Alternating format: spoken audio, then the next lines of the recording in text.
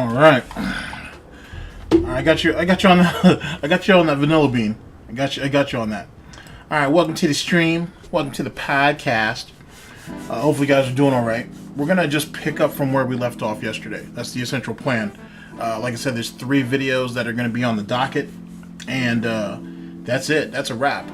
And I'll see you guys in like a week or something along those lines.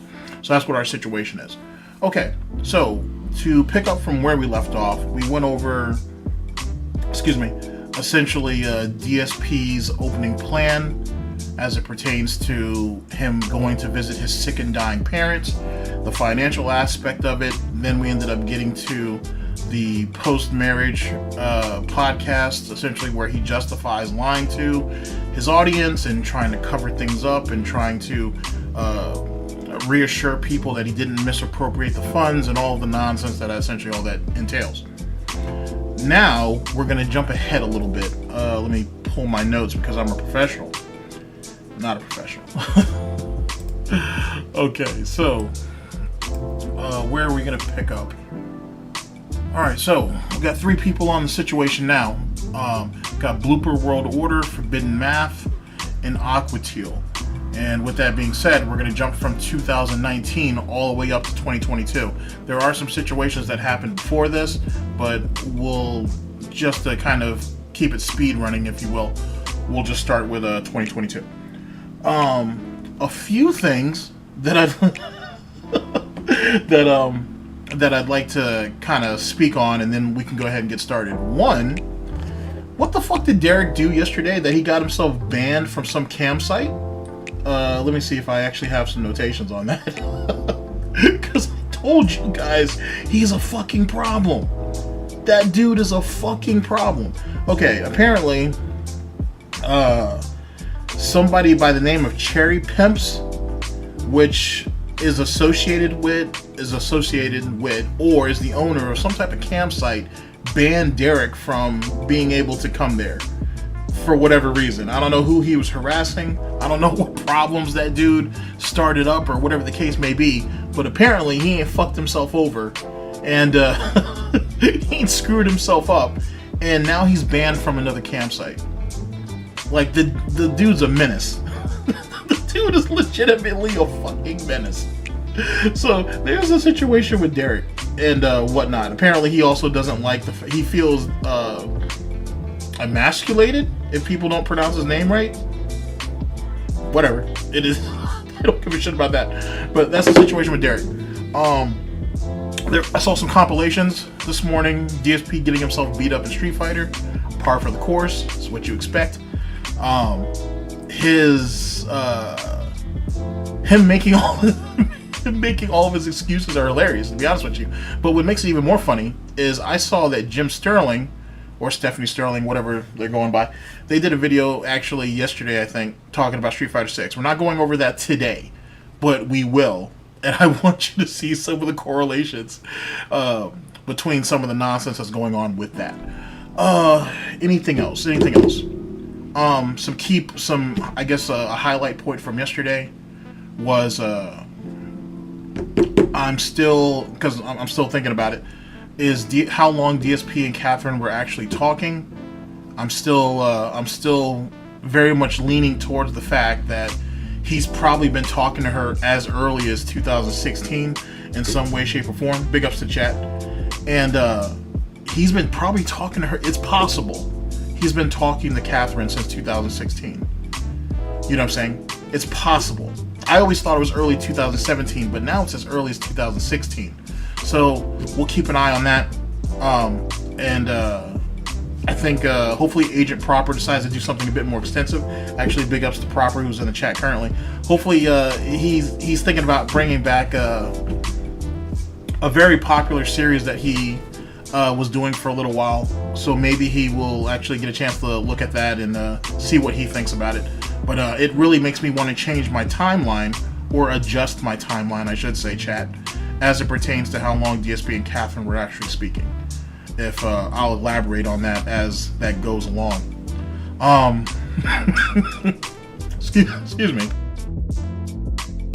Something that was pointed out in my comment section, though, I think it was by Chris. I'm going to paraphrase this, and whatnot, because I don't have the comment in front of me, but it is a very good comment.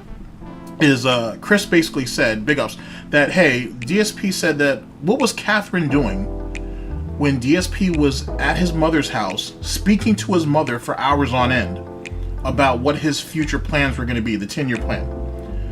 What was Catherine thinking? What was she feeling?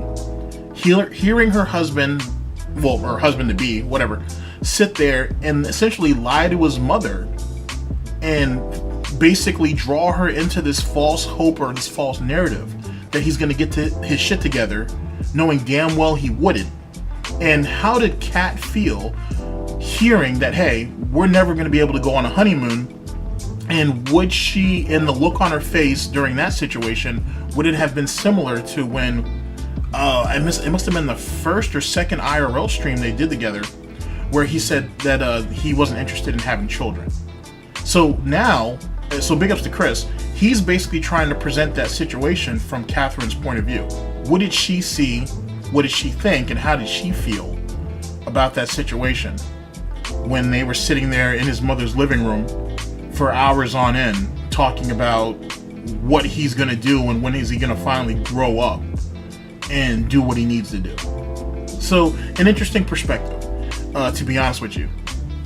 And truth be told, and I think this is the emphasis, if you will, it's more than likely that conversation didn't happen, because that's a really awkward conversation to have with someone who you're bringing into your family.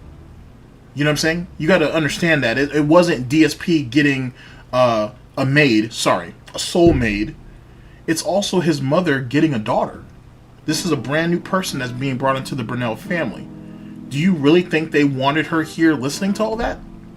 And if they did, how the hell does that make them look?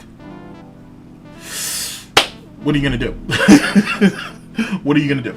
Any case, big ups to everybody in chat. What's up, James? Big ups, Nice. Big ups to everybody in chat. Let's go ahead and get to these videos, man, and whatnot. I'd like to go ahead and throw this out here really, really fast. There's a game out called X Defiant. It's a free-to-play first-person shooter. It's on current consoles and PC, obviously.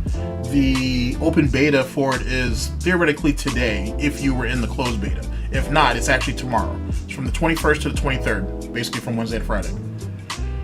Check it out. If you like it, you like it. You don't, you don't. But like I said, it's called X Defiant.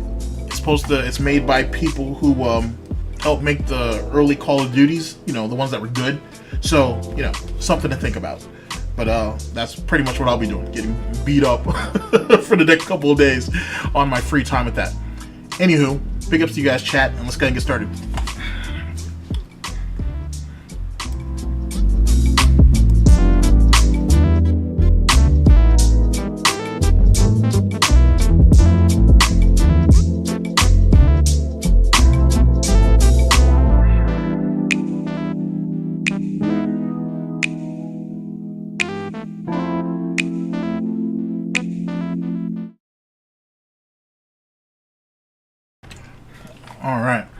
All right, chat.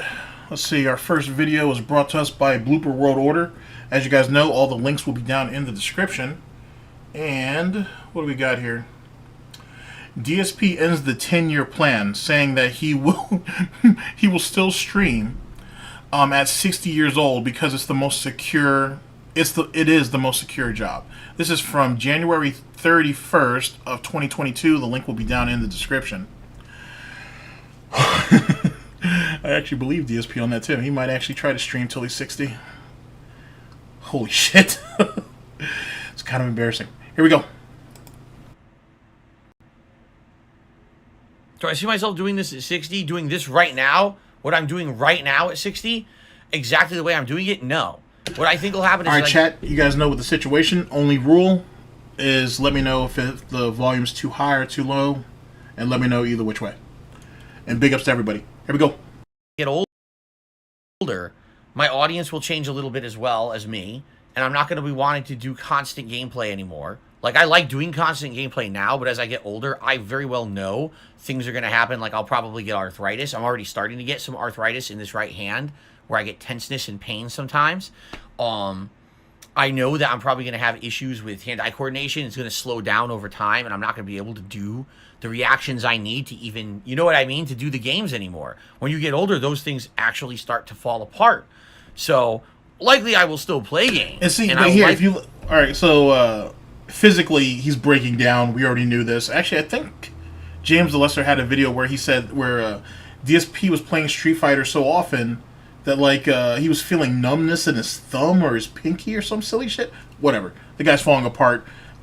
So that's his justification of why, you know, he's not going to be able to play games forever. Which goes back to what I said a couple of streams ago about, imagine the Bottom Bitch podcast being like a 4-hour quote-unquote show, and then maybe the night stream will more than likely be some gameplay. And that'll probably be the end-all, be-all of that. Or it'll be reactionary content. One of the two. It doesn't matter. He's bad at all of it, so it doesn't really matter either which way. And as was pointed out about the snort sacks, back in the day, you didn't even see it. Like, you could kind of make out the outline of them, but it was really... You really never really noticed it until you got that new camera and that new lighting. And and then it started to expose the true dark side of Dark Side Phil. Still be playing a lot of games, but I'll likely break up my content where it'll be like some of it is games, some of it is more just open discussion kind of deal. Maybe eventually I will do stuff that's political, but that would be separated completely from my gameplay content. The last thing I would want is have DSP gaming be about politics. It would be like DSP gaming would still be the place for the gaming stuff, but maybe I'd have somewhere else for that kind of shit. You know what I'm saying? Oh yeah, I'd love to hear him go into politics and get fucking trashed by Destiny and Hassan and any of those guys. Brittany Venti would have a field day with his ass. That's going to be fucking hilarious and whatnot. And then we get to hear people like fucking Review Tech USA defend him. That would be funny. I mean, why not? A pay pig needs to defend his master. You know, eventually what I'm thinking is the older I get, I have to adjust my content to be what I can still do, or maybe what I can do better as I get older. You know what I'm saying? So, yeah, that's kind of what I'm thinking. You know, and a lot of people are like, will you ever get another job? You know, at one point I was gung-ho for that. You know, 2-3 years ago, that was my plan, was to actually phase out streaming, and then COVID happened. And when COVID happened, that was the end of that. If I didn't stick as a streamer, I would have had no job during COVID, and I would have lost everything. You know? Now, this is the most consistent... I'm being a bit facetious as I go into this, but chat, or anybody in the comment section, for any of you who have jobs or careers, did COVID cause any of you to lose your jobs? Now, let's be honest. We know some people ended up getting the short end of the stick, to be honest. And a lot of people ended up picking up another job later on down the line, or they went ahead and pivoted and changed up their careers or whatever the case may be. This is something that happened. This is practical. It was a pandemic, a worldwide pandemic that we were not planning for, we were ill prepared for, mentally, physically, and otherwise. It was a thing. But most people essentially kept their jobs. Most people bounced back and adapted. This idiot sat there and was praying for it. The way he makes it sound. He was praying for COVID to happen. Absolutely hoping that something would prevent him from having to do something or anything. And run back to mom and be like, hey mom, I tried. You know, I made plans. I did what I could. And, you know, I can't get a job now. I can go to the grocery store, though, and people watch and criticize people for having 10 jars of fucking pasta sauce. I can do that, but I can't actually stock those shelves. I can't do that. I just can't, Mom. I'm sorry. Sorry, Mama Burnell. Or Mommy Burnell. I just can't do it. It is what it is. You know, it's just not possible. But even though he was collecting... I'm not sure how many stimulus checks actually went out. At least one, for sure. He was actually able to get one of those stimulus checks, wasn't he? That was a thing, right? I know Catherine would have definitely qualified for it. But somehow, this idiot got one too. So, essentially, he reaped all the rewards, if one would want to say that came with COVID. It gave him a reason to be a shut-in, and it justified it. He was able to bleed the dent to the fucking max. without any remorse. And he still got government aid. And he had a reason to bitch and complain when he went to the grocery stores and everything else. And it justified his fucking door dashing. I don't know. If you ask me, it played out. It played out well. And let's be honest, he wasn't going to phase out streaming. He was just going to cut back on it. There's a difference. There's a difference. So, even if he did get a part-time job, even if, because let's be honest, he's not going to do anything full-time. He doesn't have it in him. Just like Wings. Wings, I just saw a Breaking Banquet. It was a video he did like yesterday or the day before. And Wings is like, I don't want to change. I don't want to lose weight. I don't want to get a job. I want to sit home, eat, and sleep. That's literally what Wings is reserved to. So all this nonsense about, oh, I want to phase out YouTube or I want to phase out streaming, they never had any plans of any of that. If anything, they are hoping to grow in the environment that they're in, except for they themselves don't want to do anything to grow. Womp womp. Thing I've ever done. It's definitely the most stable thing I've ever done. As crazy and volatile as this is, it's the most stable thing I've ever done. I'd be nuts to say I will quit this and go do something else. I would be a moron. Because all the other jobs I've had in my life that I thought would be consistent and stable all fell apart from under me. So I might as well have control over what I'm doing the way I do now. I've seen time and time again that no matter what happens, you guys will support me no matter where I go or what I have to do to keep things going. You guys come out and support in droves, and I really appreciate that. So thank you guys. Seriously, look at this tonight. Playing Halo, it's not really working out. Oh well, let's do Q&A for an hour, and then we have fun with Q&A, right? I like that. I like that flexibility. I like the fact that you guys are down to just kind of chill with me no matter what I do. Oh yeah, it was super stable, dude. The fact that he was able to file for bankruptcy and get it. And now he got it. The way, and especially the way that he got it, he probably has it in the back of his head that, hey, I can start all over again with my credit, drive that shit into the ground in another 7 or 8 years, and then I'll just file for bankruptcy again. And more than likely, he may get it. Why not? Timbo Slice did. I mean, with far less, of course, but you know, it is what it is. You got to aim high, they aim low. It's a good feeling. Oh no, I'm sorry. It's you have to aim high to fall low. Yeah, something like that. You have, as crazy as it sounds, I have job security even though I don't even know where I'll be doing it. You know what I'm saying? Like, there's no guarantee that I'll be on YouTube full-time forever. Doesn't mean that I won't have job security. You guys want to see me do something where I go, right? And that's damned awesome, so. All right, guys, I think that's it. Oh, boy. It gets worse, ladies and gentlemen. It gets worse. Big ups to Blooper World Order on that. All right, next person on the chopping block. We got Forbidden Math. Oh boy, what do we got here? Let's see here. DSP's new 10-year plan. This was published on November 24th of 2022. As usual, the link will be down in the description. The link will be down in the description. Holy shit. Big ups to Ghostly Wins, by the way. I haven't seen you in a minute. Alright, here we go. A few years ago, you had mentioned a conversation with your mother about establishing a 10-year plan to grow your business. It's actually completely incorrect. We'll talk about that in a moment. You also had mentioned over a year ago, you had an interest in growing your brand by eventually establishing a network of content for your businesses. As times change, quite frequently as a content creator, and as things stand now, where do you in your career as a content creator, where do you see it going in 10 years? Any steps you've taken to grow your channel moving forward? Is there any plan to one day retire from streaming, gaming, or other content? When you're able to retire from streaming, what would you like to have done with your channel and content? Is there any way that you'd like to finally leave the platform, whichever one that may be at the time? Let's actually, answer each piece, because actually some of this is incorrect information. Okay, so in 2019, things were a lot different. The world was a lot different 3 years ago. Let's be honest here. Okay, pre-COVID and everything. And in 2019, at that time, a few things were happening. Okay, number one, I'll just be honest with you. I really feel like there was a lot more toxicity towards me and my content then. All right, I do feel that. How can I say? Like, I've made a lot of improvements and changes in the last few years that people really like. And a lot of people who used to be hard on me have laid off and said, okay, he's changed, you know?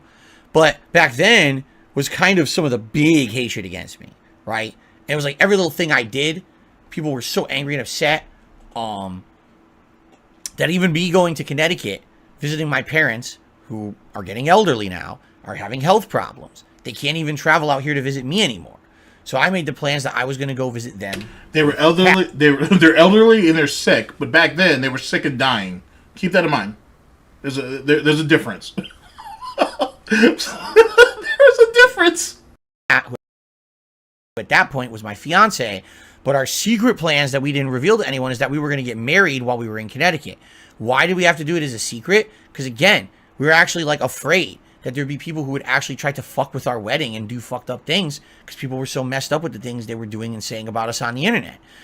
Okay? So that being said, you know, 2019 was a different time. I was also in the midst of an insane amount of problems with my debt, where things were coming to a head. I couldn't afford to pay my bills anymore. You know, a lot of things were happening.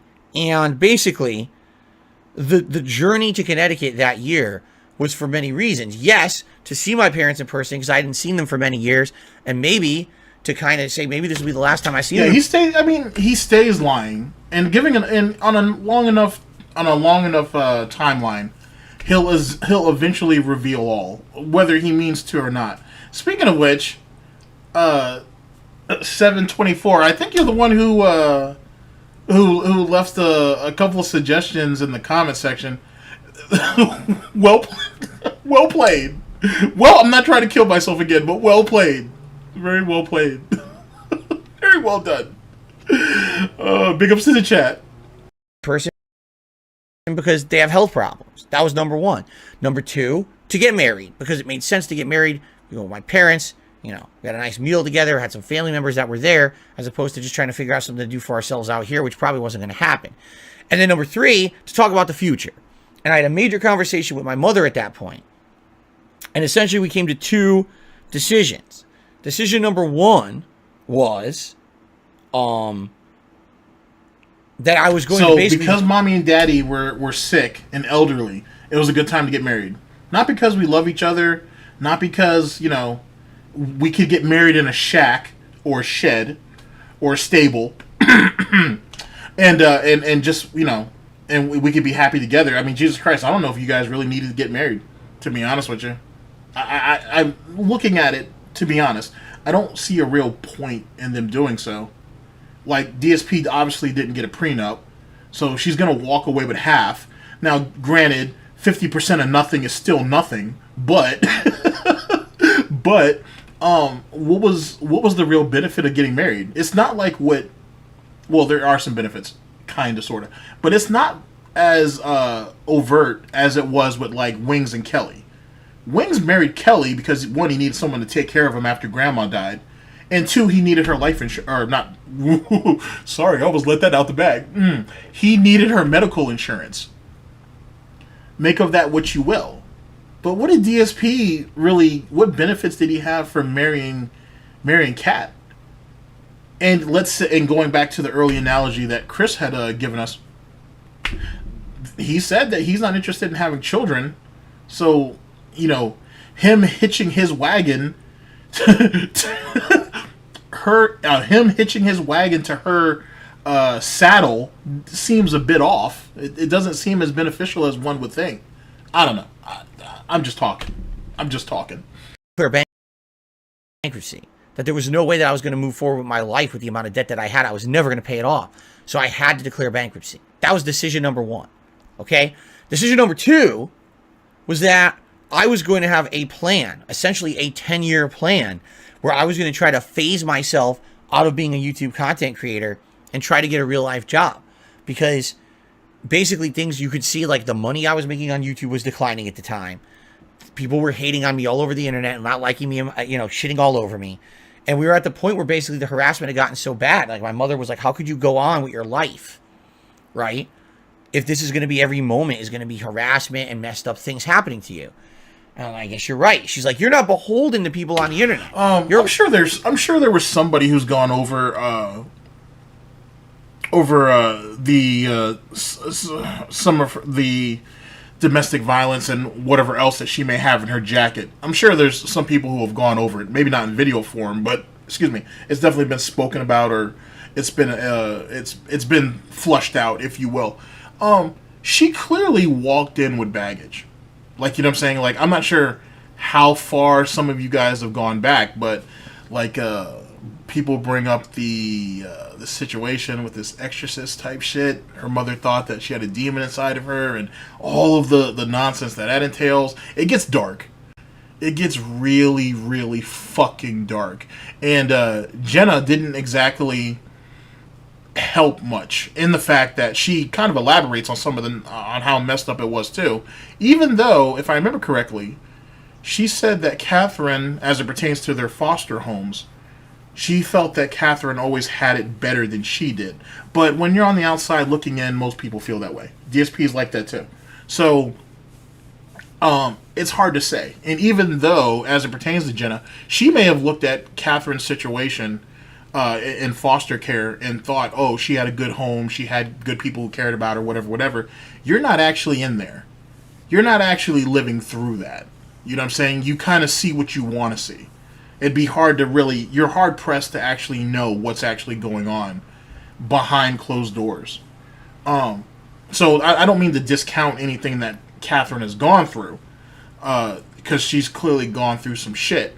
And yet again, it goes back to your point, for DSP, how do you feel safe having someone who you know very little about coming into your home, sharing a bed with you, at least early on, maybe, having access to you in a vulnerable situation?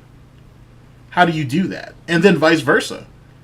And this leads back to the situation where, like myself, I don't believe they slept in the same room. I still don't.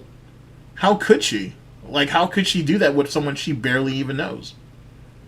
You know what I'm saying? But, I mean, that's neither here nor there. It seems like a weird type of situation. You know, she's not like her sister. She's not out there prostituting herself. You know what I'm saying? But at the same time, you're in a room with this idiot. It's kind of scary.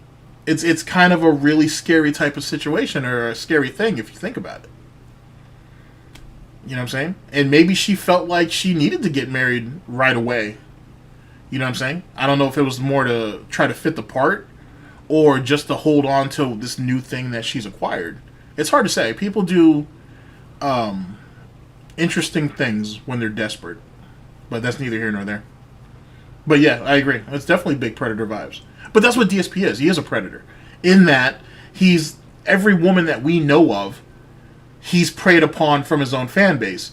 Everyone else, every other quote-unquote female, is him reminiscing about some girl from, like, middle school or high school and shit when he was a grown-ass man, which is weird. King Cobra does that too. Or some girl that he was obsessing about, and he thought that he might do something drastic if he couldn't get his shit together, which is really fucked up. I mean, it's funny that it was funny to laugh at it back then, but when you look back at it, it makes that shit look really fucking weird. So, Lil Tier God does too, but it's not. I wouldn't say it's not, because he's kind of a fucking weirdo too. But with DSP though, it's definitely really distinct. I should say. It's you know what I'm saying. It's something that you hyper focus on. But you can say that for any lolcow. You see that in fucking Wings. You definitely see that in Wings. Like, Wings can try to talk that shit off all he wants. He can try to say it's just shock jock type humor, or whatever the case may be. You don't joke like that. And he was willing to joke like that about his sister. You know what I'm saying? Like, you don't... Make of it what you will. Make of it what you will. Life is your own. Yet the life that you're living, because you're on the internet with your job, you kind of are beholden to them, which is stupid. Why have your whole life be controlled by these people on the internet? And I was like, you know, you're kind of right.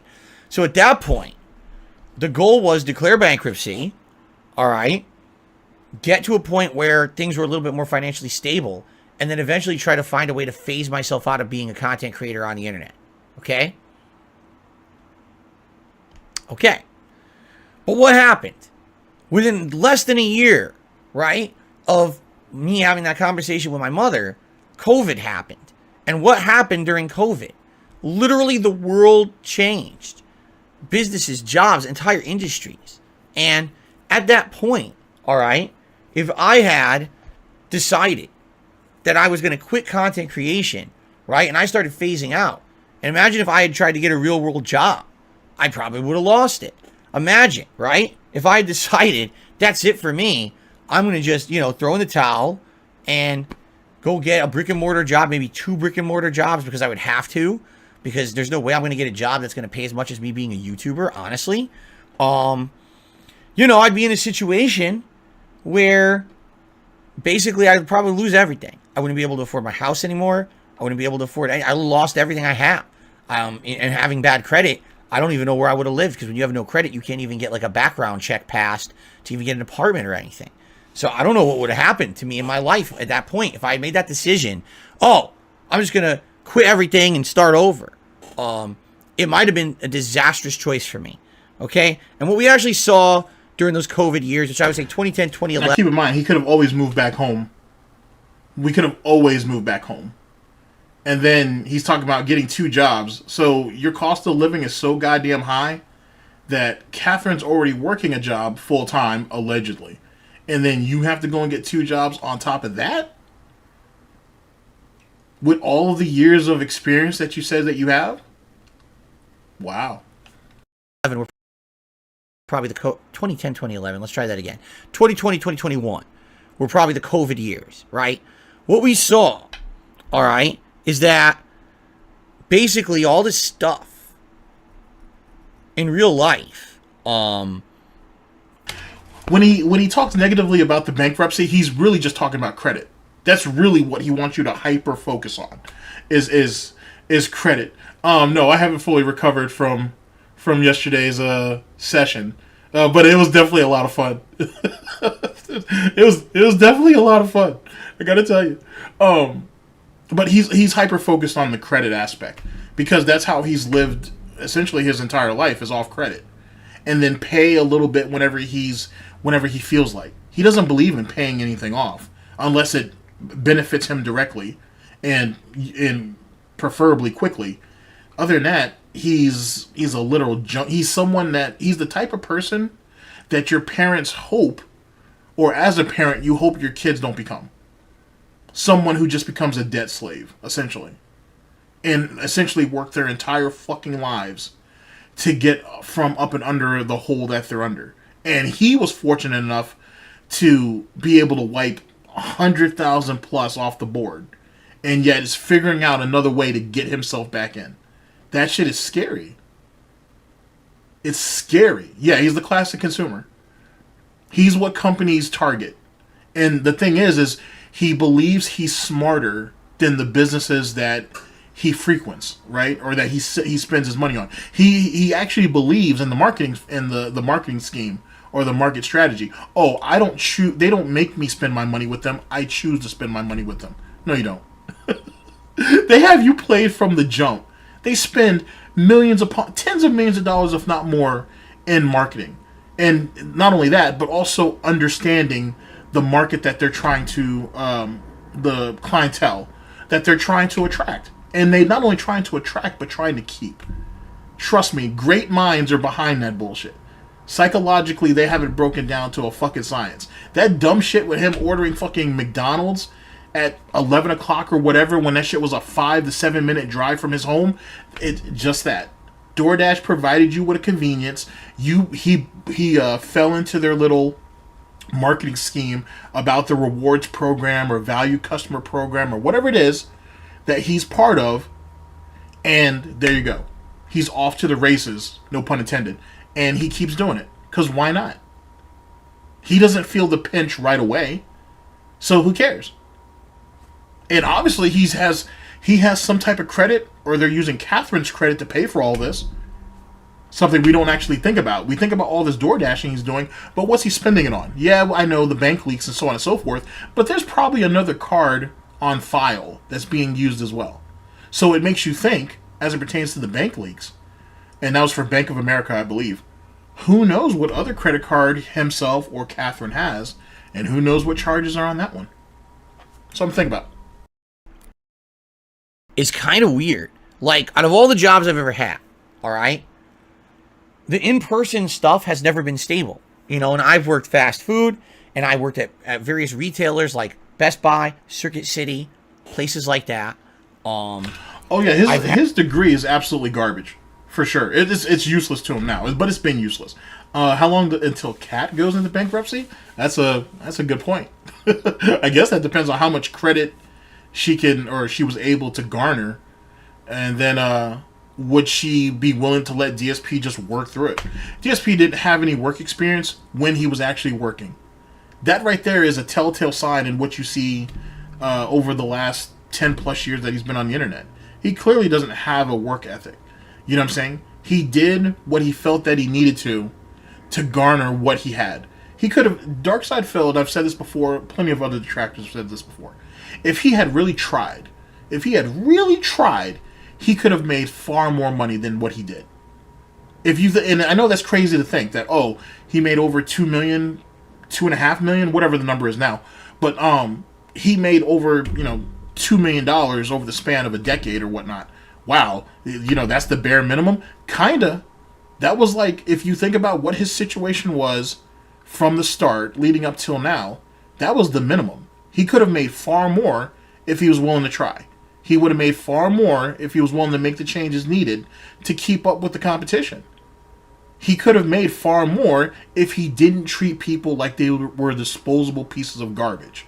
The same disposable pieces of garbage that he felt that his former employers made him feel like, or treated him as. And that's his fucking problem. Which is why he is where he is. That's why everything fell apart the way he did. He can blame a troll for whatever the fuck he wants. He can do that all he wants. He can blame this is how you don't play until Catherine comes home from the pasture. But truth be told, he fucked himself up. He got old too quickly, essentially. And when I mean him getting old, I mean physically, figuratively, and, physically. But he got old. The content got old. He wasn't willing to change. He was praised for doing what he was doing at that time when there was very few people who were doing it or doing it at the frequency or velocity that he was doing it, but never thought about changing because it required too much. It was easier to put out garbage and garner whatever he had and beg for the rest than to actually, fix what he was doing. And making a change doesn't mean you stop what you're doing completely. A change is something as simple as, maybe I'll make the videos a little bit longer. Maybe I'll edit this. Maybe I'll cut that. You know what I'm saying? He had a bunch of options. He had a bunch of resources, manpower, as well as technology available to him to do it. I mean, Jesus Christ, if you know the lore, the only reason why he was able to get streaming started back in the day, back way, way in the day, is because John spent the better part of a fucking day helping him do it. And the reason why that was is because John and Howard already had their shit together when they did what the hell was that situation? Don't Blow It, or whatever their little organization was. You know what I'm saying? He could have done a lot of things. Yeah, that's absolutely right, Ice. He could have made a real mark if one wants to give him that much credit. But he could have had something more than what he has now. Not just money-wise, but as a reputation. That whole, keeping it real, no bullshit, whatever, that right there in itself, you know what I'm saying? He could have been a writer, or he could even have been just a talking mouthpiece for any type of gaming publication back in the day, and made himself quite a bit of money and garnered himself quite a bit of attention. But DSP don't think that way. That's why the whole meeting with Machinima got fucked up. When they were like, oh, we see that you do a lot of fighting game content. Hey, Machinima was thinking about branching out with Street Fighter 4, and they wanted to see if they could get him on board. And he didn't understand the critiques of the conversation. He's like, well, why do you want me to do this when I'm already working hard doing this, dude? You know what I'm saying? I'm only on the up and up. What do I need to do this for? He didn't understand what diversification was. And what he was doing wasn't strenuous. It wasn't something that was really taking up a lot of his fucking time. What it did do, ladies and gentlemen, is it cut into his drinking, and it cut into that mobile addiction that he was probably already knee deep in back in those days. That's what it was. It was an inconvenience to what he was already doing. And that's what fucked him. And now he's trying to go ahead and do all this shit behind the curve, and no one cares. It's already too little too late. That's why DSP Reacts is a joke. That's why when you see some of these people who go ahead and go over it themselves, they bring in more views than he do. He's got a Street Fighter video out there that went out, I don't know, less than 10 hours ago or whatever it was, and the damn thing don't even have 200 views on a channel that has 400,000 subs. Even though, truth be told, 40% of those subs are probably dead accounts anyway.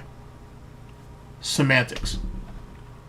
Had a bank job where I worked for a bank doing loans and credit cards. All right, I worked for a helicopter company for 4.5 years. Machinima was a godsend. YouTube was a godsend. But yet again, you know my stance on it. YouTube was the worst thing that ever happened to him. It was the best and worst thing that ever happened to him. And then Machinima's number 2, to be honest. It is what it is. You give him an inch, he'll take a mile plus some. And every time he gets in trouble, we get to, oh, I don't know. Oh, I didn't understand. You're a grown-ass man. Oh, well, I was only racist because that's what the FGC was about, dude. Oh, I only threatened people online because that's what you did to garner attention. That's how you build rivalries. You build rivalries by fucking threatening people? With physical harm? Come on, dude. And you're in your what? He was in his mid-20s? Early mid-20s when that nonsense happened? There was guys that were probably 16 years old that had beat the brakes off him. So, whatever. Company that by everything they were telling me, all the extra work and time and everything I was doing was setting myself up for a lifetime of success at this company. This was going to be my career forever. And then they laid me off. You know? So everything I've done as an in-person job, all I've learned is as follows.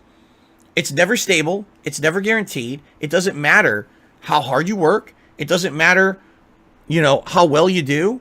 You're a disposable asset on a spreadsheet. You're just a number. You're a cog in a machine. And at any moment, if something goes wrong, you're get tossed out the back door like yesterday's garbage. And they don't give a shit. Right? If anything, ever since I became my own boss. At every job, there's some level, you're expendable to some level or to some degree. It is what it is. It is what it is. When you sign a contract, I don't think Phil's ever done that. Maybe at the helicopter company. When he signed that contract, there was parameters there that they could dissolve the contract at any given time. And this goes back to this thing that I keep doing, I keep hitting his father for. If it wasn't for his father, he'd never have gotten that job. Yes, his dad did ask him to go ahead and apply or submit a resume or whatever the case may be. But be honest with you, it was formality. He already had the job. I mean, why he would need to pull strings to get his son a job doing customer service is beyond me. But whatever. The point being is the job was already set up for him the moment he got in there. It was on his father's word. It was on his father's, basically on his father's reputation. And for 5+ years, he made the amount that he made doing customer service. And then the one time chat that he got an opportunity to lead, or to become a lead, I should say, and take the ACE certification, and you know how he feels about all that bullshit, he somehow fucked it up. And why was that, chat? Because he got his little certificate and he thought he was fucking special?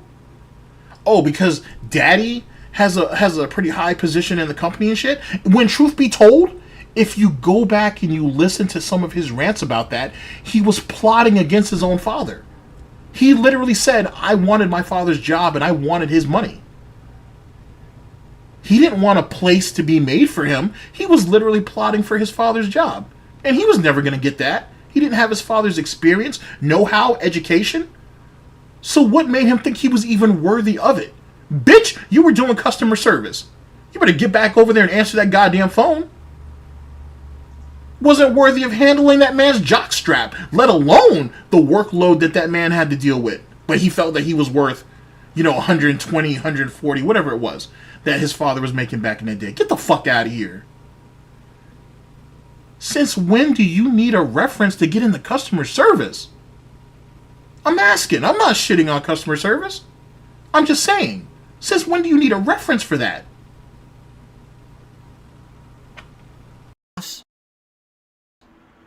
I've figured out that as long as I stay the course, as long as I remain positive, as long as I keep putting out content that's meaningful to people, my viewership, my followers, my true fans have followed me from YouTube to Blip to YouTube to Twitch to YouTube to Twitch to YouTube. Now, I want you to think about that. Think about what he's saying.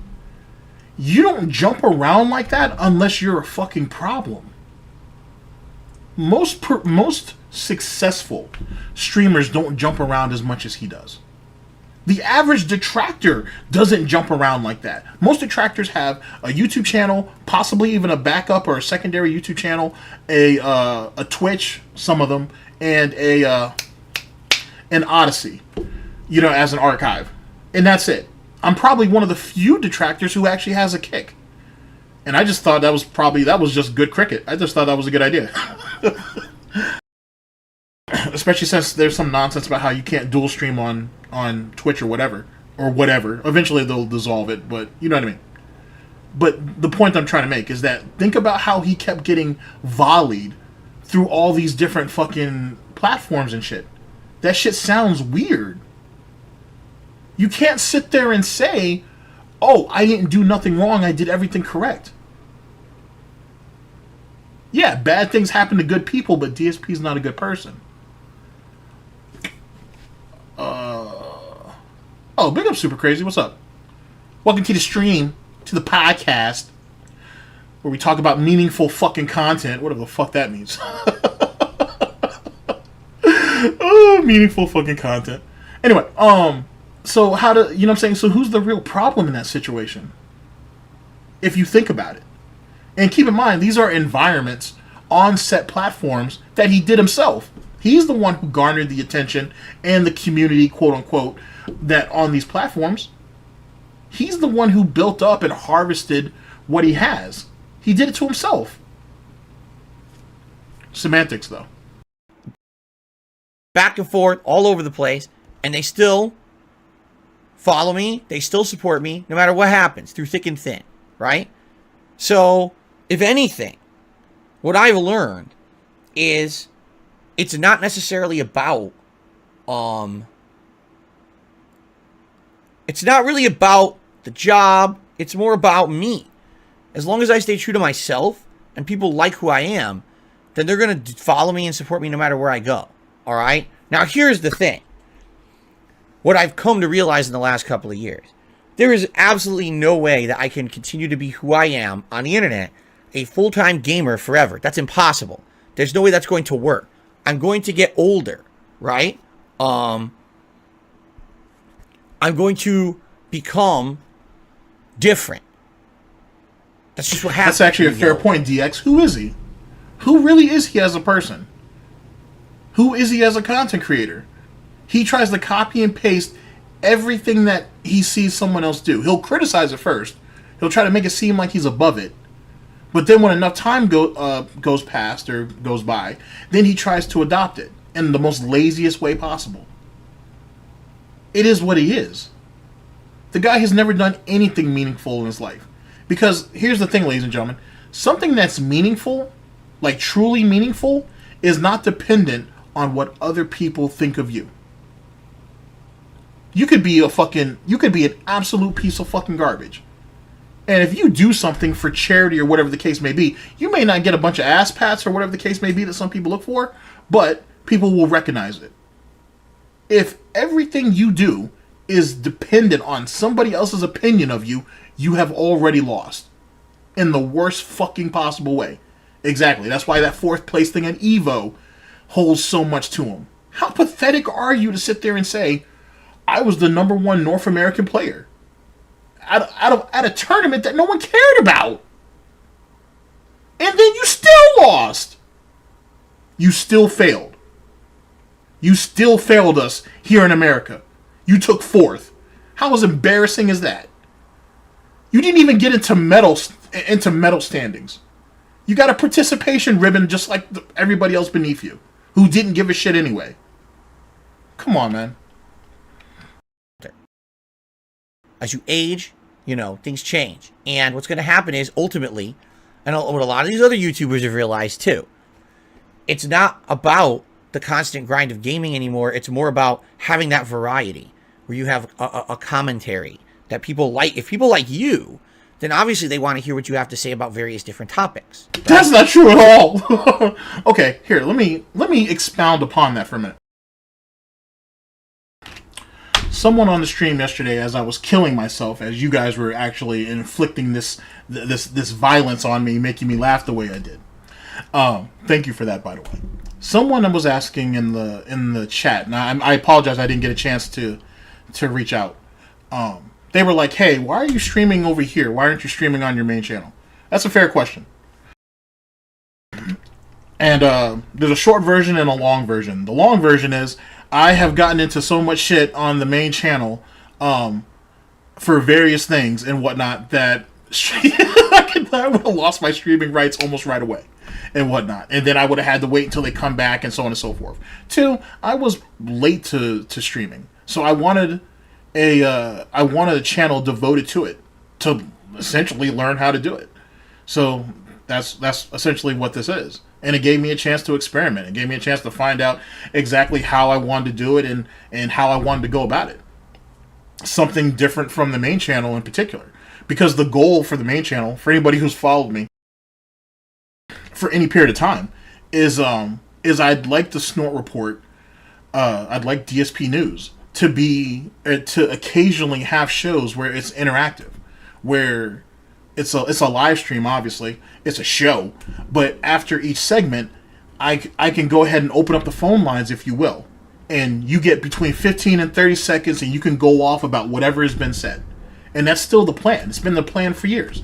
But I need to start somewhere. If not, it's just a list. It's just an idea on a list of things that'll never get done. So I needed to start. I needed to start somewhere. I need to start from the ground up. And I've made a lot of changes, a lot of ideas that I had. They haven't been necessarily put on the back burner, but things have changed. Things have evolved. And what I want to do has kind of evolved. My idea of it. But the call-in segment is still something I very much want to do. And the idea of it is as it is now. Like I said, after every segment, which is every video basically, and there's like 5 videos on each, essentially be 5 videos for each program. You know what I'm saying? I open up the phone lines and shit. You got between 15 and 30 seconds, go. Whatever you want, go. Big ups, thanks for calling, next person. And then we move on. But I need to figure out a way on how I'm gonna implement that. And then on top of that, you're gonna run into people that don't fuck with you. Now that leads to my next point. In my time doing this, especially on the main channel, I've run into a bunch of hate watchers. Got a shitload of them. I've earned each and every one of them. And I don't take nothing back for it. It is what it is. These are people who have actively said, yo, I hate you. Hate the shit out of you. But I enjoy listening to you, though. You entertain me. Okay, fair enough. That's the trade-off. It is what it is. You know what I'm saying? My value in life isn't based off this. It's something that I enjoy doing. People are going to like it. People aren't going to like it. You win some, you lose some. It is what it is.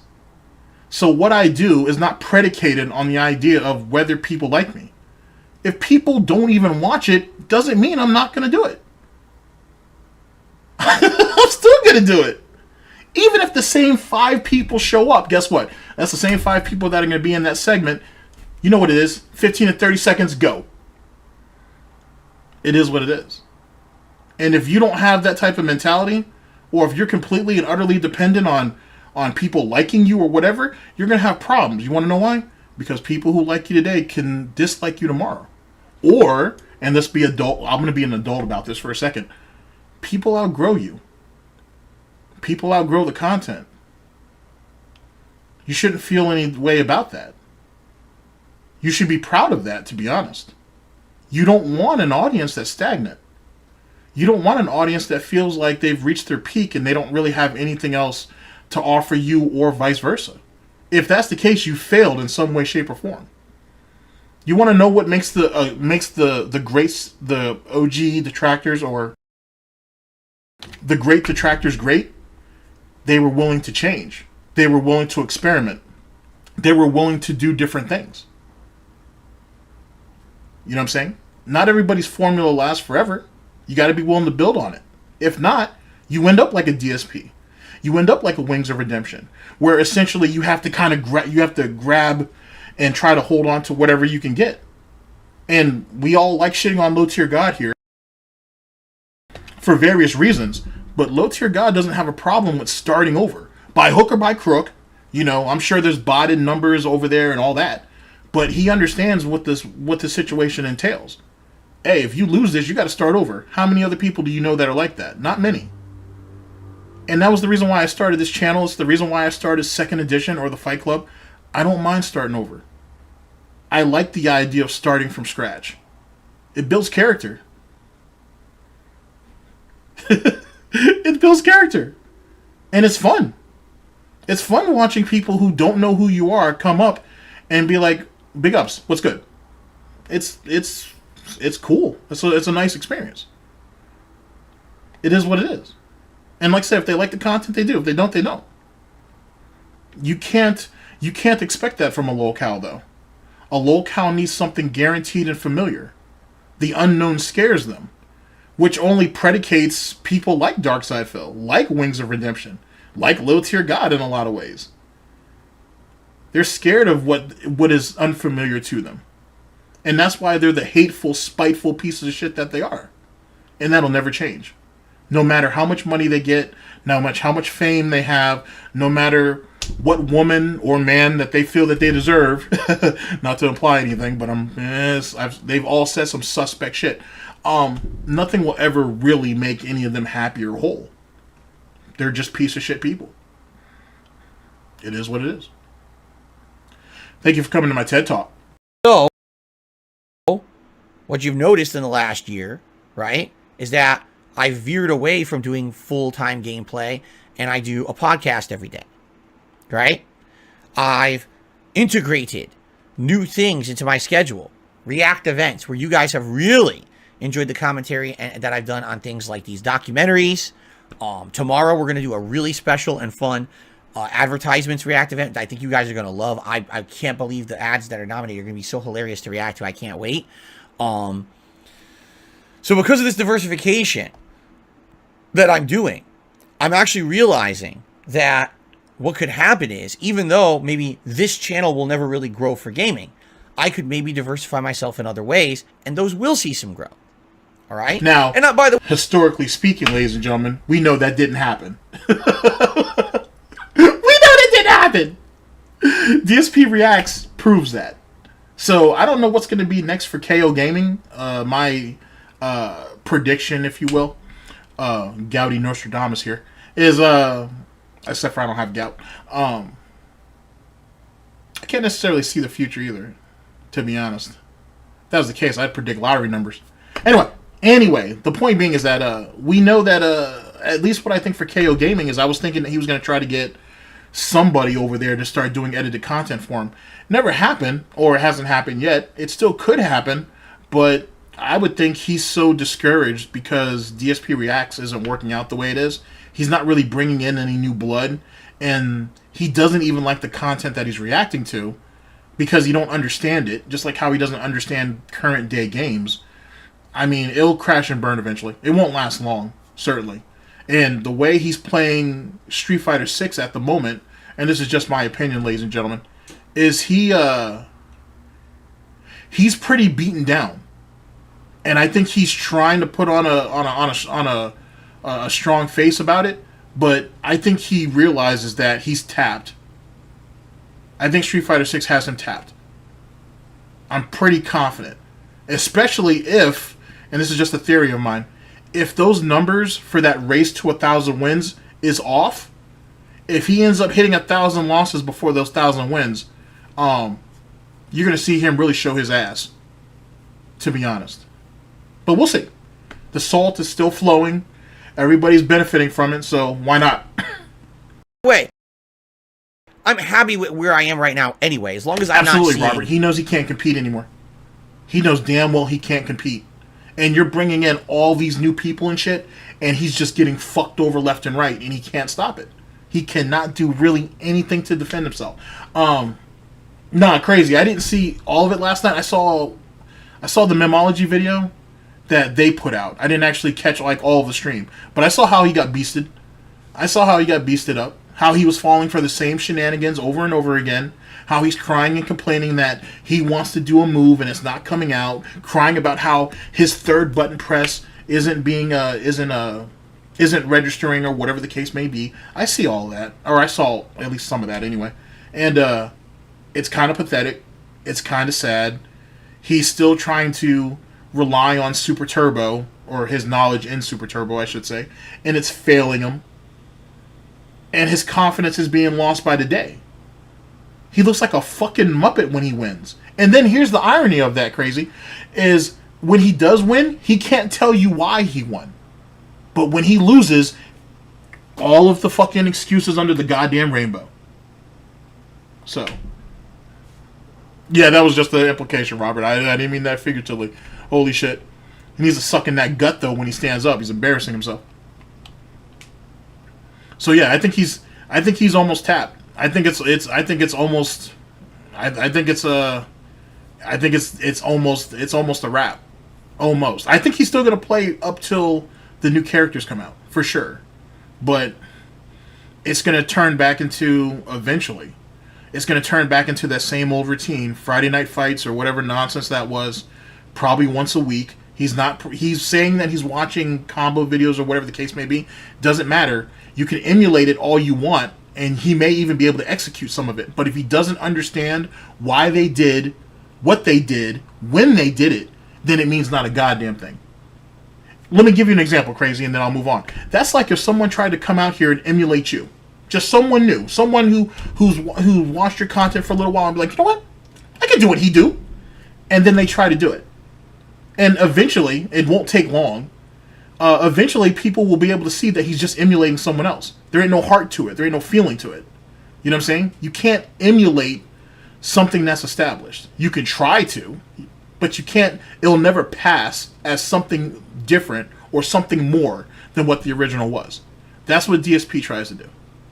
He tries to emulate what well-known players do or what he believes works and doesn't really understand why it works.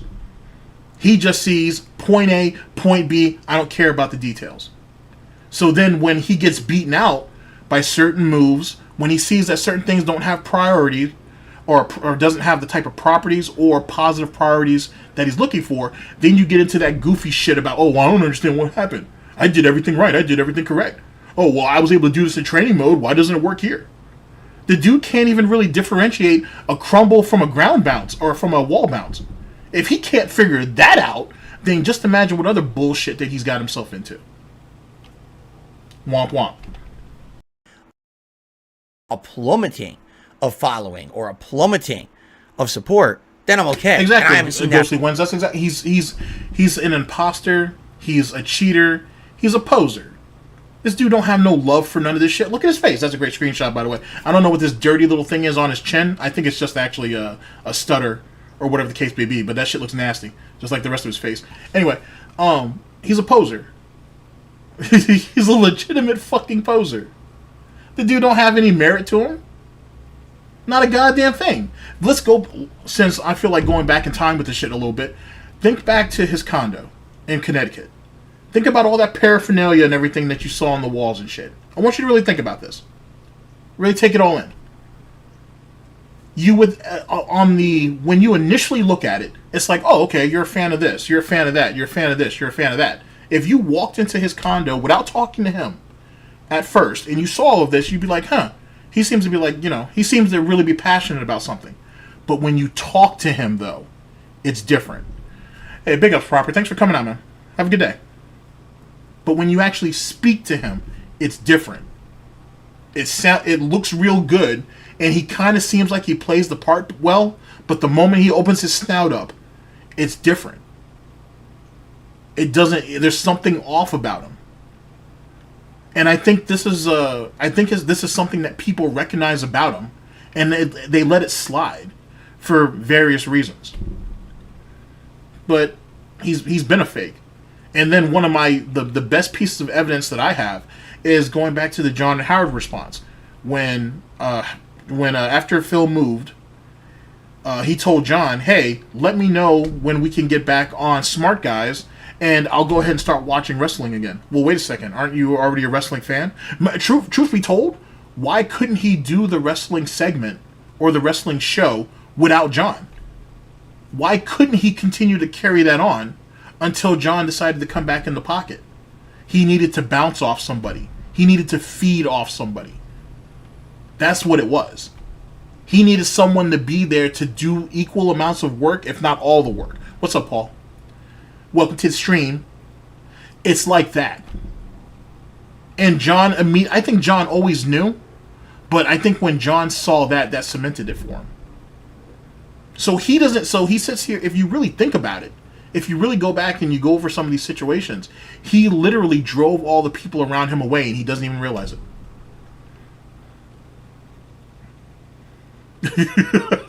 I'm not mad at that, Lux. I'm not, you know what I'm saying? It's not for everybody.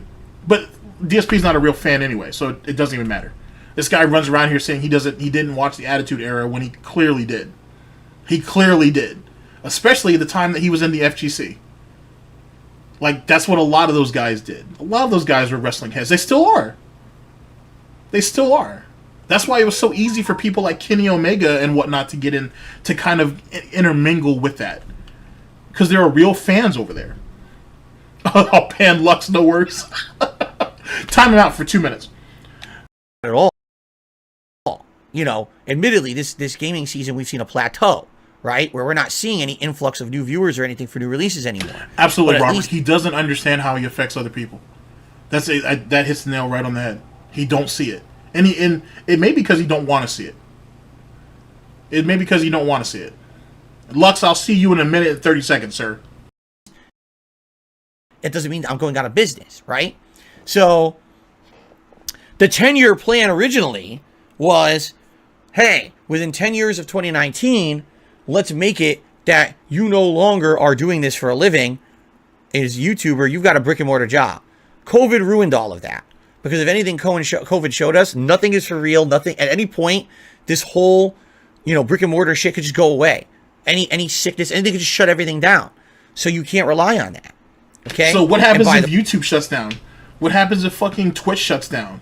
What if somebody eventually decides to pull the trigger on you, no pun intended, and decides to get you actually permanently banned or even demonetized from any of these platforms? Then what? What happens if your PayPals get fucked? Matter of fact, one of your PayPals already was going through some shit, which already proves that there's a vulnerability. Now you have a second one that we've already known about for years, and eventually that's going to get hit too. Then what? You already saw what fucking Superhound did to you a few years ago, getting you kicked off of fucking Twitch back and forth like some basic bitch that didn't know what the fuck she was going to do and where her next simp was going to come from. So you're sitting here thinking, oh, I don't want to be like the rest of you peasants and have to go out there and work a job, when truth be told, you could get bumped off of this shit at any given time. And it'll only take a matter of time for that to happen. Listen to the tardation, ladies and gentlemen. I would have to do brick and mortar like retail jobs and stuff. No one's going to pick me up in an office. I've been out of the industry since 2010. Who the hell's going to pick me up for like a customer support job or anything in the helicopter or aviation industry? No one. I've been out of the job for too long. You see? So basically, that's out. There's no way I could do an in-person job and be successful because that's just not what I've experienced it anymore. But now, why didn't you tell your mother that when all this happened, if you think about it? He's basically saying, hey, I'll never be able to get a job in my field. I'm going to have to start from the bottom, basically, entry level, or whatnot. Did you tell your mother about any of that? I mean, you should have. She's the one who paid for you to get your degree. She's the one who spent all that, well, her and your father, spent all that money for you to fucking go to private school. I mean, what's up with that? So it's funny how he's okay with being honest about it, quote unquote. Honest about it here and now, but was he this honest with his mother when she was sitting right in front of him and Catherine was allegedly somewhere in the room at that time? Whatever. What the 10-year plan has essentially evolved into is within 10 years, diversify myself enough on the internet that now I'm not just the gamer guy anymore, right? Now I'm known for other things, right? You can watch my podcast. You can come to a React event. You can see Phil do other shit and not even care about the gameplay. And that's all well and good. And maybe because of that, there'll actually be some potential for growth as opposed to, oh, it's but just still sitting that here. Make when all of this diversification you're talking about is still on the same dead channel? He didn't start a new channel to do the podcasting. He didn't start a new channel to go ahead and do this. He ran off to the other dead channels that he had. So where was the actual diversification from? And then, yet again, if you get demonetized or even banned outright off of YouTube, what are you going to do then? If your PayPals get nuked, what are you going to do then? Games all day and he'll never grow, right? So that's really the new 10-year plan, even though it's not new. And we're essentially 3 years into that plan. This year was a huge year for me for that, okay? And yes, there'll be more in the future that I'm going to be talking about very soon. Some plans in particular for next year, some announcements that I have, some new stuff coming that I think you guys are going to really like. I'm not sure exactly how 100% how it's going to be implemented yet, but I've got things in the works for 2023 based on a lot of things that have happened this year that I think you guys particularly are going to really enjoy. Okay? So, I'll let you know more about that as we get closer to it, but as of now, yes, the plan is in effect, and diversification is in effect, and it's not always just going to be about Phil playing games moving forward. That's failing. Let's be honest. You know, there's an audience for it. I love doing it. I'm going to keep doing it, but that can't just be what I do forever. We've got to diversify, and I'm working on that right now. So there you go. Now, as we're retiring and all of that, I have no plans to do that anytime soon. You know, that's all based on many things. Will my interest ever wane in making content and interacting with you guys on the internet? Will my health or age ever have a reason that limits me from doing it? I don't know. We may see those that happen. We may not, right? But for me, it's not really concerned at 40 years old. I got many, many more years of doing this in me, I feel.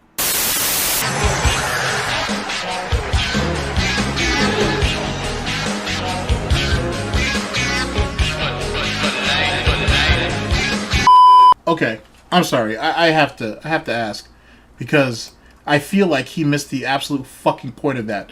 Big ups to Forbidden Math. Links down in the description.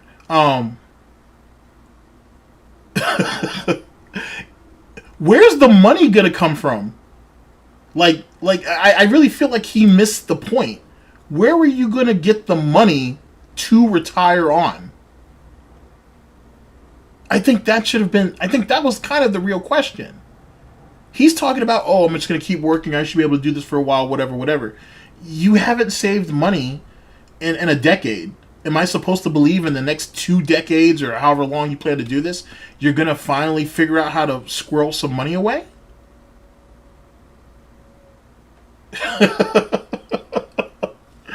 Oh, shit. There is no retirement for him. He's going to work till the day he die.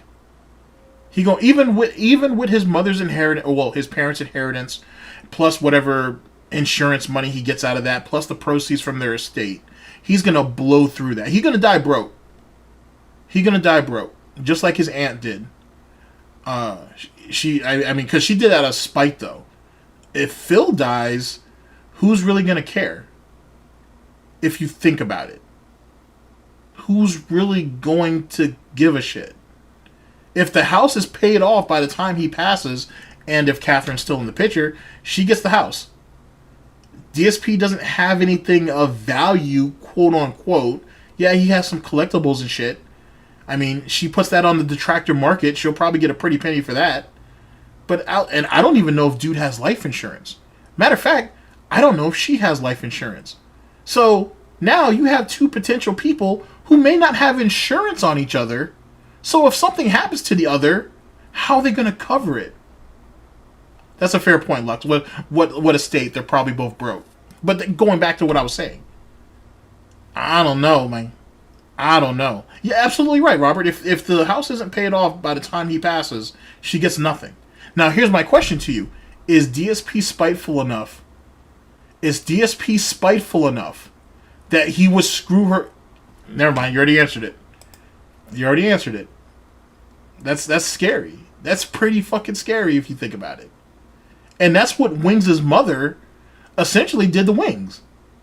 if just because you don't remember, a couple of years ago, Wings' mother got sick, and she was in a pretty bad spot. It looked like she was in a pretty bad spot. If she had passed away, the mobile mansion goes to Wings' stepfather, and he had no say so, even with his little 25%. And if you guys remember around that time, Jordy was desperate to try to get her to change the paperwork to put the mobile mansion in his name. And even as sick as she was, she still refused to do it. That's nothing to laugh about because it's actually pretty fucking sad. But I'm an asshole. What do you expect from me? All right, ladies and gentlemen, for the third and last video to make up our podcast, to make up our stream, it's brought to us by Aqua Teal. Let's see here. What is on this? All right. Oh no, that's a problem. DSP told his mother, DSP tells his mom to pay for his taxes instead of a honeymoon. I do not actually have a date for this. Oh no, that might be a bit of a problem. I do have, actually, if you give me just a second, chat, I can actually look this up. It's kind of important. Let me see here. What can I give you?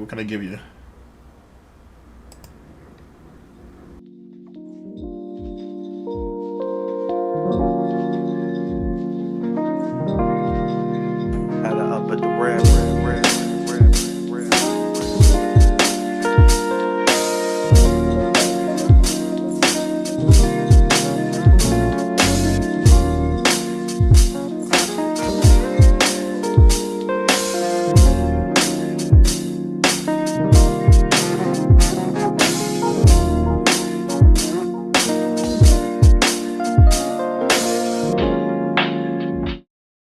All right, got it. This is from April 15th of 2023, our current year of doubt and failure.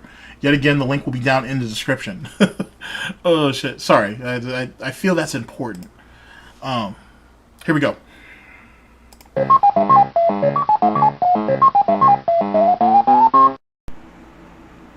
Would I go to Hawaii? Maybe I would one day. I don't know. People keep asking about this shit. Where do you want to go? Do you want to go to Japan? Do you want to go to Hawaii? Do you want to go to Europe? Do you want to go? I don't have the means to do anything. So I don't want to sit here and fantasize about traveling the world and doing all these fun trips when I have no realistic chance of doing any of it. You know? So don't plan for anything. Hope everything just works out. Just hope a large bag of money or apparently plane tickets or whatever the case may be just shows up, and then we can go off and do stuff. But, having some type of vision, having a dream, and then having an idea to pursue that dream is for idiots, it's for fools, it's for the weak, I guess. I don't know. For the dunces of the world, I guess. The one time in my life I had a chance, when I was getting married, all right? When I was in Connecticut getting married, my mother said to me, I want you to go on a honeymoon, and I'll pay for it. And I said, well, how much? She was going to pay for the flight and a hotel and everything. I was like, that's great, but you understand that if I don't pay my taxes this year, because this was... My bad, chat. Would I go to Hawaii? Maybe I would one day. I don't know. People keep asking about this shit. Where do you want to go? Do you want to go to Japan? Do you want to go to Hawaii? Do you want to go to Europe? Do you want to go... I don't have the means to do anything. So I don't want to sit here and fantasize about traveling the world and doing all these fun trips when I have no realistic chance of doing any of it. You know? The one time in my life I had a chance, when I was getting married, all right? When I was in Connecticut getting married, my mother said to me, I want you to go on a honeymoon, and I'll pay for it. And I said, well, how much? She was going to pay for the flight and a hotel and everything. I was like, that's great, but you understand that if I don't pay my taxes this year, because this was before bankruptcy, so I wasn't paying my taxes or anything. So you realize if I don't pay my taxes, right, that the government will likely put all kinds of problems on me, liens on my house and shit, and I might just lose where I live. So does it make sense for me to go on keep in mind, as he just said, he wasn't even paying his taxes. So he's like, hey, well, first off, how much money are you going to give me? And how much of the trip you're going to pay for? Oh, well, that's all well and good. But fuck that. I owe this money in taxes that I haven't paid in God knows how long, and eventually the government's going to come for my ass and take everything else with that. My horse and the house and everything else. So no, I can't afford doing that. Or I'm sorry, you can't afford to allow me to afford to do that. That's what he really meant. Trip when I need money to just pay this stuff so I can stay living where I'm living. And my mom got mad at me. She's like, you should go on the trip. I was like, what's the point of one trip if you lose everything else, right? So what ended up happening was, I told you guys. What kind of sick fuck is he? What kind of sick piece of shit is he? Oh, well, I could have this one trip that you're going to pay for to take me and Kat out of this stressful situation. It allows us to spend some time with each other. It allows us to kind of readjust. And then we can come back to our own life and hit that shit strong. You know, what a vacation's supposed to be, what a vacation's for. Instead, oh, why do you want me to take this little ass vacation so I can come back and then lose everything literally the day I touch down? The fuck is wrong with you, Mom? No, I'm not mad. They were just fucking stupid. About this, she helped me to pay the taxes that year so that I could basically get by, right? And that was the last time, realistically, that I had any possibility of doing anything like that. You know, realistically today, no, I could not go on a trip. I couldn't. Maybe in a few years, if things, you know, stay the level they are and get better, if DSP Reacts grows and becomes some extra income, if DSP Gaming grows, right? If we get to the point where I'm doing a little better, then yeah, within a couple of years, maybe then. I don't know this for sure, but I feel like DSP, if not DSP Cat, one of them are probably rather claustrophobic. So them going to, first off, I've done at least one escape room so far. That shit is fun. Shit can be kind of stressful, especially when you got a bunch of other fucking people around you spazzing the fuck out. But that's just kind of fun. He's not gonna be able to handle some shit like that. He can't think well on his feet. Can barely think at all. So he's useless in a situation like that. I think Catherine might be able to keep her head above herself or about herself, but then she got to deal with this man baby piece of shit. So that ain't gonna work. Clearly, he don't want to spend no time with this chick. Like, clearly, he don't want to spend no time with her. He must rather take the cash and run and just keep her ass at home, barely cooking. Obviously, no one's cleaning. And, I don't know, just have her up there playing Skyrim or whatever the fuck she does in her spare time. Like, he's okay with that. The one thing that you should have been able to give this woman, and you're not even willing to do that. For all he knows, he could have gone on that trip, came back, and mommy could have had money for him for the payment plan when he got back. But see, he didn't want to risk it. If mommy's going to cough up all this money, she needs to cough it up right now. I need it all up front, so I can make an excuse later on why we can't go. Just like that DJ Runo and that, what was that? That Untitled Goose Game shit. Where, you know, if just in case you guys don't know. Basically, DSP said he wanted to play the game. He said he didn't have the money for it. DJ Runo kicked up $20. DSP said thank you. Then he said he had to spend the $20 on something else because he overdrafted or some bullshit. And he tried to finesse DJ Runo out of his cash. Basically. We're getting to the point where some good stuff can happen, you know? Especially coming out of bankruptcy, like I am. Eventually, I might be able to have good enough credit where I can do something like refinancing my house. Good luck doing that now. Number one, I have no credit because my bankruptcy, no one grants me credit. And number two, everything this year has been going horribly because of inflation. Because of inflation, they keep rising interest rates. So even if I refinance now, it probably would screw me over. I wouldn't be able to even do anything because the interest rates are so high. So it's just kind of like there's nothing I can really do right now. I'm just kind of stuck. You know what I'm saying? So why am I going to sit here and say, oh, I want to go to Hawaii, I want to go to Europe, I want to go to Japan? What, am I a fucking idiot? What, want to torture yourself, right? Do you just sit there and stare at people who have more than you? Do you sit there and watch fucking... This is the part that I want you guys to take in. So expect a replay in just a second. You know, trip vlogs of people who are going on fancy trips. What do you want to do? Fucking make yourself cry to sleep every night? Like, no. You enjoy what you have in the moment. You don't sit there and focus on things you don't have and always pine for them and be always ungrateful for what you have. I'm very grateful for what I have. I am. I like what I have. I like my life. You know, could things be better? Absolutely, they could be better. All right, but I'm not gonna sit here and Shut the fuck up. fantasize Okay, about. let me bring that back. That's what I was waiting for. That's what I was waiting for. The core of every problem is, oh, this person has more than me. Why should I embarrass myself, right? And possibly give my horse better prospects and whatnot. Why would I do that? Pine for them and be always ungrateful for what you have. I'm very grateful for what I have. I am. My bad. Give me a sec. I might not have gone back far enough. It's all based on his facial movements. You can see the bitterness. You can see the bitterness in his face and whatnot before he says it. This is probably a little too far, but you'll get my point. Why? I want to go to Europe. I want to go to Japan. What am I, fucking idiot? What, want to torture yourself, right? Do you just sit there and stare at people who have more than you? Do you sit there and watch fucking, trip vlogs of people who are going on fancy trips? What do you want to do? Fucking make yourself cry to sleep every night?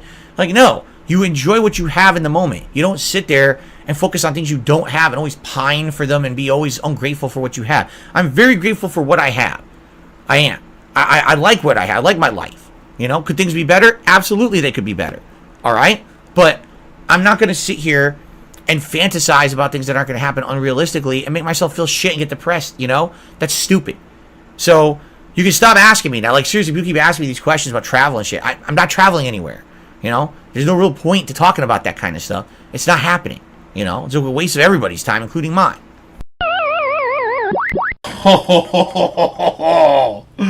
Oh, big ups to Aqua Teal. Well played. Well played.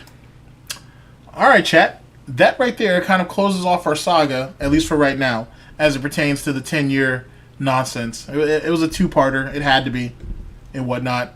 But the end game, that's where things really come to pass. That's what the situation is. He couldn't stand the idea of going out there and watching people who are younger than him, in better shape, better looking companions, whatever the case may be, and who have so much more, and they're out there flaunting it, and they're out there posing on Instagram and all the other shit, and him and Catherine have their little, their nice little room. It's not a suite. It's nothing, special, but they have their nice little room, and they have their alcohol that they bought from outside the hotel or whatever, which is the best way to go about it anyway. And they have to see all these successful younger people on the beach living it up, actually happy, and him and Catherine can't have any of it. And then Lord knows, he don't need a Tyrone or anybody else coming across that beach and then swooping her up for the night and shit. He don't need that. He don't want that. And truth be told, he don't want to be out in the sun anyway. So, it is what it is. It is what it is. It's all down to jealousy and envy. All that bullshit about I'm scared of losing my house or whatever, nah. He's scared that his ego is going to continue to get bruised. That's what that shit is. And that's why him and Catherine would have just stayed in that room with all of those 1.5 liter bottles of Tanqueray, and they would have just drinking themselves over a 3 or 4 day week or whatever. And that would have been it. That would have been it.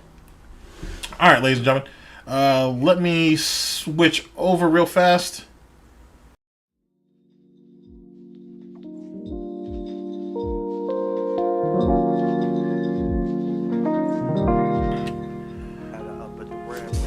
All right, chat. Any you guys have anything else you would like to say before we close out? First off and foremost, thank you guys very much for showing up. I very much appreciate it. Oh, fun times. Last 2 days have been great and whatnot. Big ups to all of you. Whew. Call the police. Call the troll police. For the next upcoming stream / podcast, two things. We're going to go over the Wings pity party that's going on over there. So look out for that. And we're going to do a Street Fighter stream. We'll have some salt from DSP, some salt from Low Tier God. And we'll have a fun time with that. I'll try to find some really good combo videos. Some stuff that we can go over. If I get a chance to, if not, I can always do it on another stream. I will show you some places where you guys can find some fantastic artwork or even just the technical aspects for controller building, because that's a big thing right now, or just for customization. It's all stuff that I'm trying to put together and whatnot for some of you who may be interested in that. It'll be super short, be super sweet, but you know, for those of you who are interested. Other than that, guys, big ups. Thank you guys very much for listening in. I very much appreciate it. Watch out for Derek and whatnot. Let me know if he does any more nonsense, or if he finally gets arrested, or whatever the fuck. It is what it is on that. You know what I'm saying? You'd like to see people do better and be better, but he's been in poor company for a long time. DSP is one. You're absolutely right. Some people need to just hit rock bottom, essentially. Well, we saw Wings hit rock bottom, and we saw where that left him. DSP has always had someone to break his fall. I repeat, DSP has always had someone to break his fall. So, though, truth be told, he does need to lose everything. He does need to go back to Connecticut and back to his parents' house and suck that shit up. Truth be told, I wouldn't be surprised if he necked himself before that even happened. I don't think he's man enough to face that. I really don't. To lose, like, let me be brief about this. To lose everything that he's ever acquired and have to go back to square fucking one. Do you, anybody in the chat or anybody in the audience in general, do you think that he has enough character that he could be like, okay, I need to go back and I need to rebuild? No, I honestly think no. He doesn't have a chance in hell.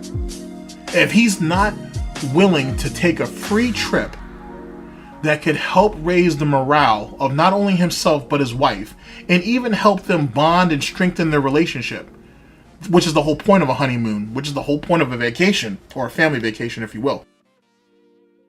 You think he has the strength of character to try to start over from scratch? Broke, no home, definitely he's going to be in debt all over again. And what? He has to hope daddy can find him another job? He's going to go back to customer service 10 plus years out of the fucking industry? And then he's got to start from scratch? And he damn sure probably isn't going to make what he was making. And even with his parents letting him live there rent free, he's going to drink himself. He'd literally drink himself to death. And then you're going to have assholes like me mocking him every fucking day on look at what Darkside Phil had. Look at how he said he had the supermodel wife, and he had the pretty girlfriend, and he had the perfect life, and everybody was riding his coattails. Now he ain't got shit. And his whole legacy on the internet belongs to the detractors, trolls, haters, and critics. He waited so long to outlive everybody else that was more successful than him, that was more charismatic than him, who just worked harder or smarter than he did. Now his very legacy is in the hands of an asshole like me, who's just gonna rip that shit up on the daily, because not only because he can't do nothing about it, you know what I'm saying? He never could do nothing about it. It's mine. I own that shit. Or I own my portion of it. And Super Crazy has his, and they have his. And I gotta send a bottle of champagne to a bunch of people, you know what I'm saying big ups. And DSP can't do shit. He gotta sit there and cry like a bitch.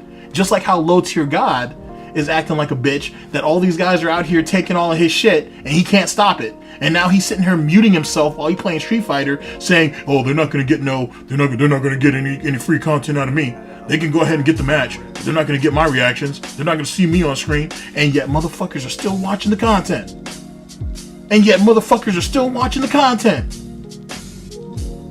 Kiss my ass. Kiss my ass. You know what I'm saying? He ain't going to do a goddamn thing. He doesn't have it in him. Trust me. He does not have him in him. It doesn't have it in him. And most people don't. But he damn sure don't. All right, ladies and gentlemen, thank you very much. I will see you guys for the next one. Get out of here. Have a good day. See you guys later.